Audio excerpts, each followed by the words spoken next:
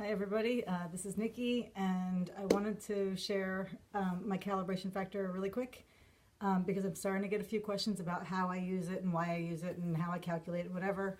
And I'm starting to think it might just be easier to capture small examples of it rather than write my 4-page books that don't make any sense about how I'm doing it.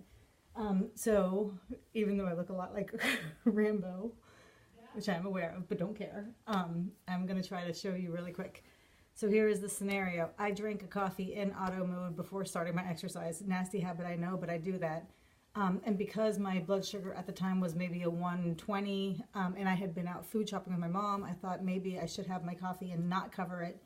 And I must have gone really, really very high. I didn't realize it because I didn't test before I started. I did know I was a little bit high, but I just kept waiting for the crash. It didn't come, so I just didn't look. And I danced for probably 45 minutes. So when I came up right now, and my mom said, "How's your blood sugar?" And I looked down, and I saw a 215 in auto mode. And I was like, wow. I said, you know, for that kind of workout, I was surprised that it hadn't dropped yet. I was expecting to see something lower. So I decided to come up and check my sugar, check my calibration factor to try to decide what to do. So I won't test it all again. I guess that's not necessary. But I tested 2 times on my Rely On, and my SG read a 215. My first finger stick said a 257, and my second one said a 265.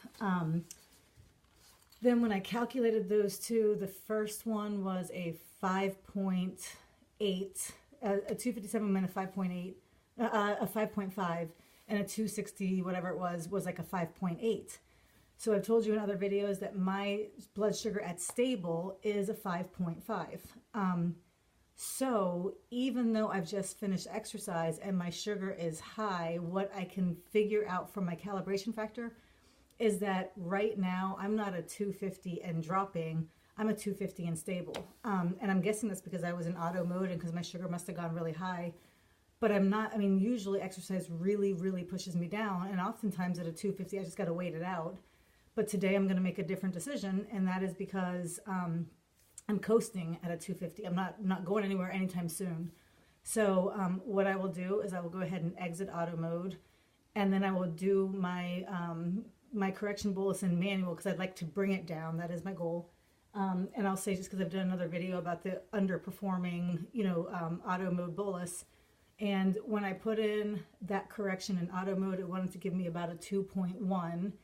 And when I put it in, when I calculated it, which is usually about 0.3 off, it was asking me for about a 4.1. So let's say what I really need and what I'll get in manual is about a 3.8, which is a much bigger bolus than what I was going to get in auto. But because I'm a 250 and stable, meaning my sugar is not naturally dropping right now, I'll go ahead and manual, give it the full bolus, and then I will set my timer for, 30 minutes or whatever to make sure I'm not starting to really go low, because it might be.